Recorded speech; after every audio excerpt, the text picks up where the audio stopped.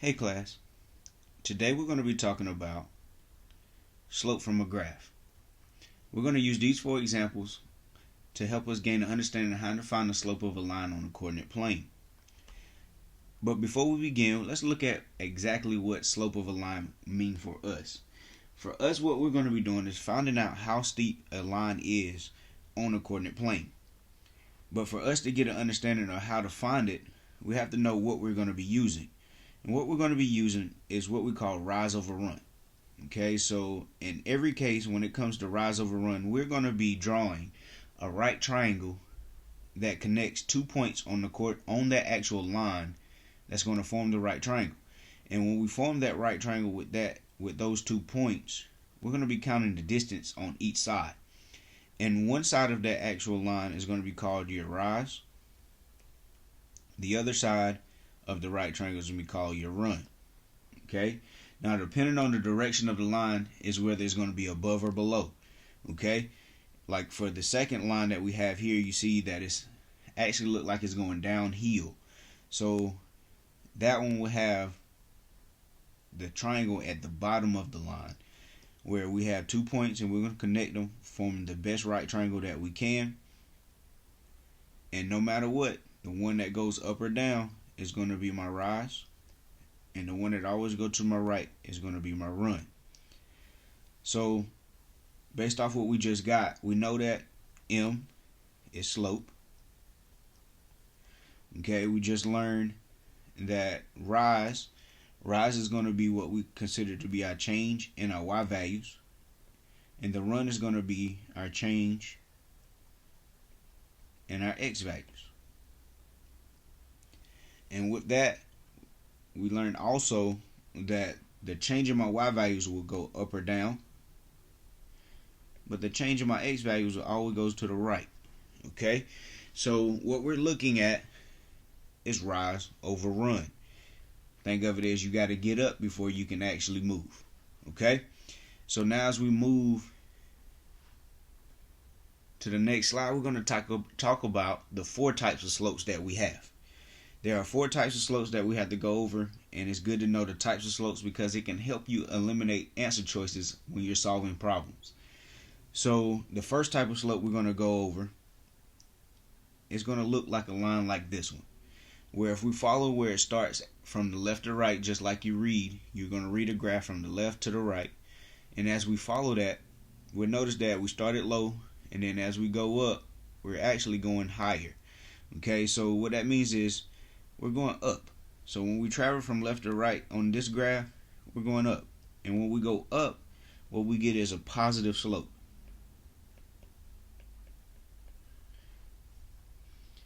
The next graph that we will see, or could see, is one similar to this one. Now, following the line, just like before, if we look at it where it starts, it kind of starts higher than the other one. But as I follow it, you can see that your hand will get lower and lower. So from left to right, as we follow that actual graph, it goes down. So whenever the graph goes down, what we're going to get is a negative slope. The third type of slope that we could see will look similar to something like this. Okay, and what you should see when you look at that line is basically a flat line. When you see a flat line, it's not really steep at all.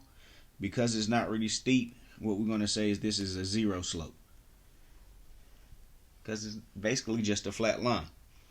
And the fourth type of slope that we have, it's going to be one that we're going to look at. That one goes straight up and down. Alright, because that one goes straight up and down, that's a very, very steep line. And a very steep line is going to produce for us an undefined type of slope. Okay, so these are the 4 types of slopes that we're going to have to learn: positive, negative, zero, and undefined. So if we can remember these, as soon as we look at them on a graph or any questions that we have to answer, we can identify whether the answer choice is going to be positive, negative, zero, or undefined. Okay, so now let's look at some examples. But before we begin our examples, let's look at what steps we have to go through in order to find the slope of a line. So the first step we have to do is we have to choose 2 points on that graph. Okay, and it has to be on that line. And I'm going to try my best to show you 2 perfect points. Perfect points to me are points that sit dead center of a set of ordered pairs. And we're going to find 2 perfect points. Okay, step 2 is that we're going to make the right triangle between those 2 points. And we're going to represent it as rise over run. Now once we get that right triangle made, we go to step 3. And we're either going to count up or down to find the rise. And then we're going to count across to find the run. Okay, and what I mean by count is that we're going to be counting the blocks from one corner to the point, and then from the other corner back to the second point. Okay, so let me show you how that's going to be accomplished. Alright, so what I meant for step 1, we got to find 2 points, and I told you that we're going to try to find 2 perfect points. So we start from wherever the line began on the left side, and we're going to take and skim that line until we find something that's considered dead center of an ordered pair. And this is a good example of a perfect point that we can use, because if you look at it, it sits dead center of an ordered pair. So I'm going to mark that point as my first point.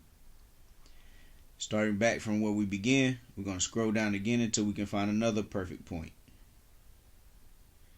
Here sits dead center of an ordered pair. That is considered to be another perfect point. So I'm going to mark that one. Now some lines have more than one perfect point. Okay. But for rise over run and for slope, we only need 2. Now that I have the 2 points that I need, I'm going to take one of those points and I'm going to extend it going left to right. The other one I'm going to bring it going up and down. And what you should notice when I do that is that I get my right triangle that I need. And now once I get that right triangle, I'm going to count the distance going up and down and then across. Okay, I can do either or. I can go across first or I can go up and down. I just have to count regardless. So like if I start at my first point here, okay, I'm going to count from that point up until where my 2 lines that I made cross. So let me count. So that's going to be 1, 2, 3, 4. That's 4 units that way. And then from the second dot that I made, I'm going to count here to where they cross. It's going to be 1, 2, 3. Alright, so we got the actual counts. Remember, rise is the one that goes up and down. Run is always the one that goes across. So if I was to go and make my slope will be m equals 3 over 4. Alright, so that's my numbers. Now I have to determine whether it was a positive or negative.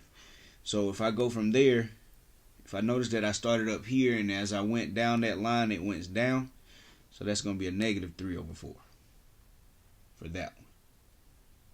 Okay, so now let's move to our next example. We're going to accomplish that same goal. First thing first, I got to find 2 perfect points. So if I'm looking for 2 perfect points, I'm looking on my line as I skim for it to sit dead center of an ordered pair. So if we really look at this one, this is a good example of an ordered pair that sits dead center.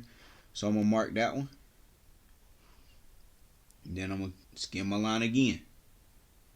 As I'm skimming my line, I notice there's one right here. Okay, so I'm going to mark that one.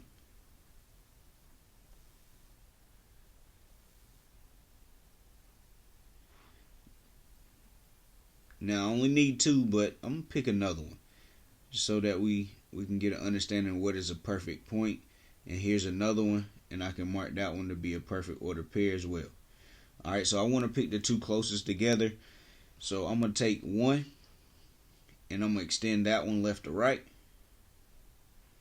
The other one, I'm going to bring that one up and down.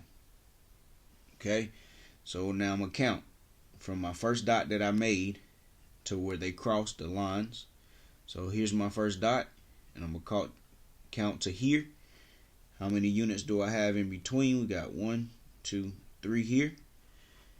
And then from that second dot to where they cross, we got 1, 2. Alright, so in the same case, I'm going to identify my rise. So rise is one that goes up and down. This is my rise. 3 is my run because it goes left to right. Okay, so now when I write this as slope, we're going to say M is going to be equal to my rise, which is 2 over 3. Now we got to determine whether it's positive or negative.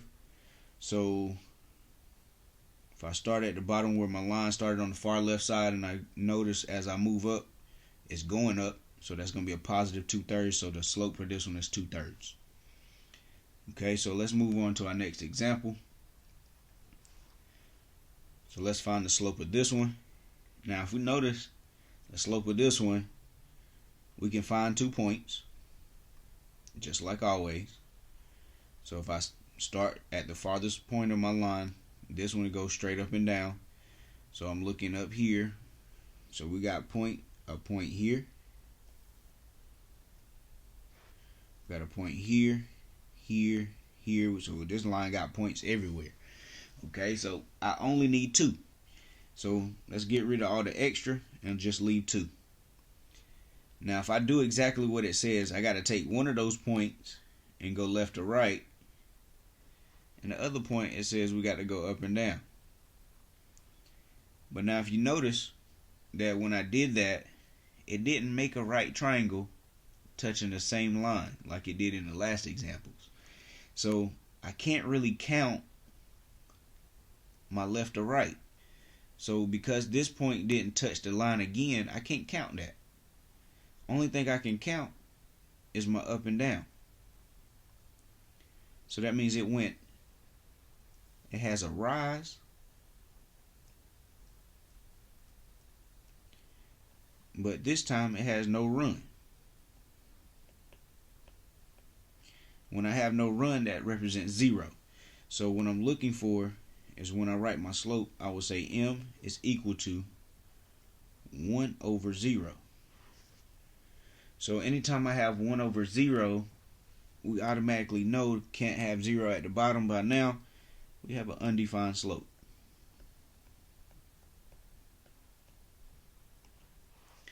So this one gives me an undefined slope. And then the next one, my final example, we got to find 2 points. Starting with the far left side, we skim it and find our points. So here's a point. I'm going to go ahead and mark that one. Then we skim again, we get another point. Once we get 2 points, we can stop. Remember, we take the first point, we got to go left to right. So they connect. And the other point, we got to go up and down. Okay, here we go again. If you look right here, that line did not touch the line, the original points, or the original line again. So because of that, we have no rise. But this time, if you look with my left and right, I have a run. And my run is just 1. Okay, so when I go to write my slope, we're going to have M equals, we have no rise, so we put 0. We have a run of 1. Now, 0 divided by 1 is basically 0, so this one we have a 0 slope. Alright, ladies and gentlemen, so what we just went over is how to find the slope of a line on a coordinate plane.